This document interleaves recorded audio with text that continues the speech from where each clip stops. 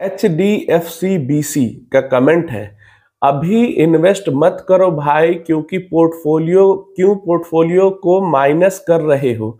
आराम से बैठो, मार्केट जब बुल रन होगा 26,000 के ऊपर तभी स्टार्ट करो, इन्वेस्ट करो, फिर 32,000 तक चलने दो, फिर पैसा निकाल लेना। समझ रहे हो? ऐसा अगर आपको, बहुत सारे लोगों का ये माइंडसेट है, और ऐसा अगर आपका माइंडसेट है, ये एक ट्रेडर टाइप का माइंडसेट हो जाता है। ट्रेडर, ये इन्वेस्टर वाला माइंडसेट नहीं होता, ये ट्रेडर वाला माइंडसेट होता है कि ब्रेकआउट होगा तो मैं खरीदूंगा और फिर आगे चल के उसको बेचूंगा। तो फिर ऐसे में हो सकता है थोड़ा बहुत पैसा बना लो, लेकिन जो एक्चुअल वेल्थ होती है वो कभी क्रिएट नहीं कर पाओगे अगर आप बाई सेल करोगे। मतलब थोड़ा सा आप लॉजिक लगा के देखो।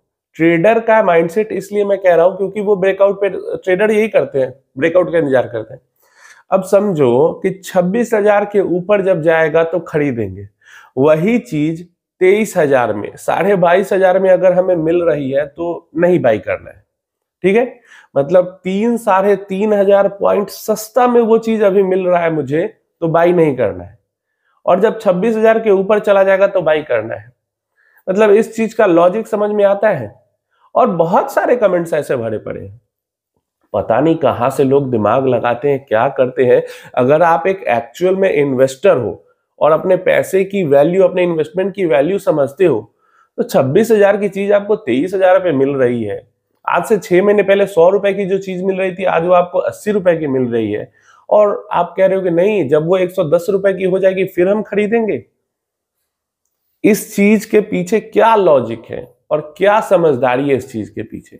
मतलब सस्ता है तो नहीं खरीदेंगे, जब महंगा हो जाएगा तो खरीदेंगे और फिर उसको बेचेंगे। खरीद बिक्री करते रहेंगे। हम वेल्थ बनाने आए हैं या एक्टिवली पैसा कमाने आए हैं? अगर आपका मकसद है एक्टिवली पैसा कमाना, ठीक है, आप करो ट्रेडिंग। अगर कमा पाओगे तो कमा पाओगे, नहीं कमा पाओगे तो जो आपके पास पैसा है वो भी नुकसान करके जाओगे। और अगर आप वेल्थ बनाने आए हो तो जो पैसा जैसे आता है, या तो नॉर्मल एसआईपी चलने दो या तो लमसम करके छोड़ दो। जो पैसा जैसे आता है मार्केट में डालकर उसको भूल जाना है म्यूचुअल फंड के अंदर, क्योंकि म्यूचुअल फंड के अंदर पैसा जीरो तो नहीं ही होगा, क्योंकि 50-100 कंपनी है। तो ऐसे में वो फंड मैनेजर वहां पैसा को रोटेट करता रहेगा। अगर इस पैसे को याद रखेंगे, बाई सेल करते रहेंगे, तो फिर वो वेल्थ बन ही नहीं पाएगी ना। तो ये बिल्कुल माइंडसेट गलत है कि अभी 23,000 पे है तो नहीं खरीदेंगे, 26,000 के ऊपर जाएगी तो खरीदेंगे। और ये नरेन साहब ने कह के, मतलब इतने रिस्पेक्टेबल पर्सन है, डेफिनेटली बहुत रिस्पेक्टेबल पर्सन है, लेकिन इस बार जो उन्होंने ये सारी चीजें की है, बहुत सारे लोगों ने के अंदर से अपने लिए रिस्पेक्ट उन्होंने खत्म की है ऐसा करके। और बड़े बड़े लोगों की मैं बात कर रहा हूं, मैं अपनी बात नहीं कर रहा हूं। मैं तो कुछ हूं ही नहीं, मैं तो मतलब माइनस में उनके सामने। लेकिन फिर भी ये जो की है, मतलब लमसम नहीं करना है कह देते, लेकिन एसआईपी बंद कर दो कह के उन्होंने लोगों के बीच में कंफ्यूजन बढ़ा दिया है और लोगों को और ज्यादा परेशान। मतलब एक तो गिरावट का समय है, ऊपर से ऐसी चीजें कह देना कि पैसा नहीं बनेगा, एसआईपी बंद कर दो, पैसा पूरा निकाल लो। इससे लोगों के अंदर में उन्होंने थोड़ा सा पैनिक क्रिएट कर दिया इस तरीके की चीज करके, और ये चीज वायरल होकर और ज्यादा पैनिक करने लगे लोग। तो ये चीजें समझना है आपको कि भाई सस्ता मिल रहा है अभी तो खरीदने का समय होता है। और रिटेल हमेशा रिटेल रह जाते हैं या पैसा नहीं बनता, इसका रीजन ही यही है कि वो महंगे पे खरीदते हैं और सस्ते पे बेचते हैं। जो स्टॉक मार्केट का बेसिक रूल है उसका उल्टा काम करते हैं। अभी सितंबर में सबको खरीदना था, लेकिन अभी फरवरी में सबको बेचना है। मतलब एकदम उल्टा। जो टॉप पे थी तो खरीदना है, अभी बेचना है।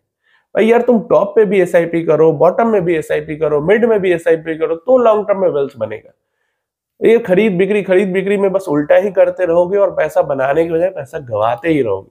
तो ऐसा नहीं करोगे तो ज्यादा बेहतर। इंद्र जोसेफ जी का कहना है, this person is perfect example of ego investing. मेरे बारे में कहना है कि मैं ईगो इन्वेस्टिंग करता हूँ। He is motivating others to do same। मान लो गलती हो गई है, हाई पी स्टॉक्स खरीद के, अभी मार्केट और गिरेगा, होल्ड और एवरेज से अच्छा है सेल करके वेट करो और गिरने के बाद खरीदना। मुझे लगता है इनका डायरेक्ट कनेक्शन है भगवान के साथ, और किस पॉइंट से मार्केट वापस ऊपर की तरफ रिवर्स करेगा वो भगवान ने इनको बता के रखा है।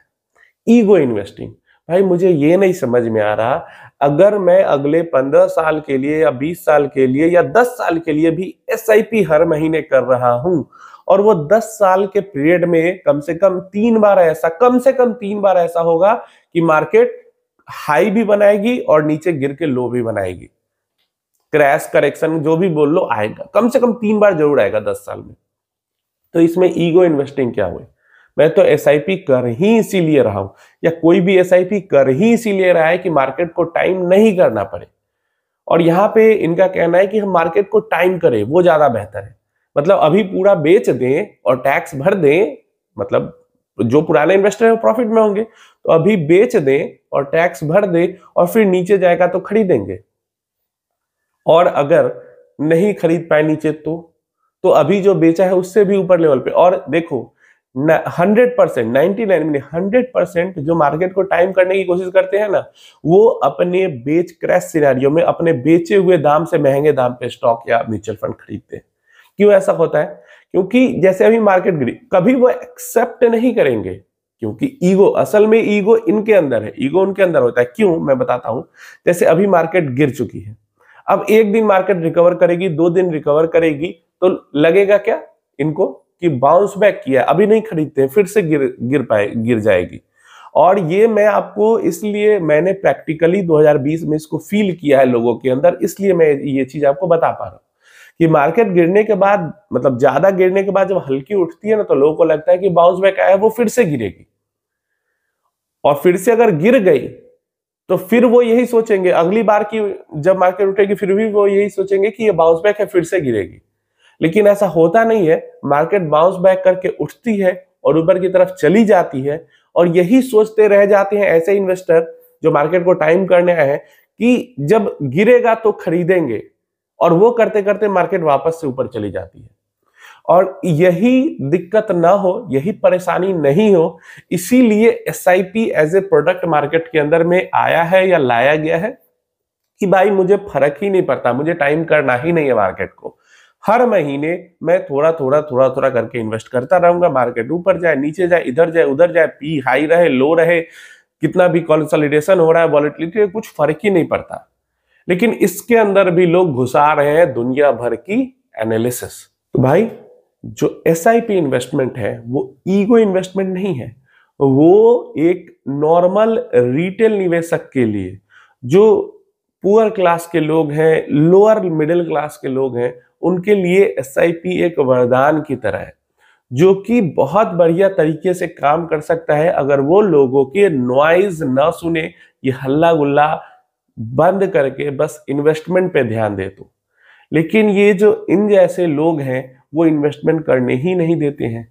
भाई कोई बंदा 10 साल, 15 साल, 20 साल, मान लो किसी ने 2020 में एसआईपी स्टार्ट किया, 22 में एसआईपी स्टार्ट किया, अगले 15 साल के लिए, भाई उसको अभी के हाई पी लो पी से क्या लेना देना है? उसको 15 साल बाद पैसे निकालने हैं, 10 साल बाद पैसा निकालना, 20 साल बाद पैसा निकालना है, क्या फर्क पड़ता है अभी के हाई? अभी तो 5 बार हाई पी लो पी होगा।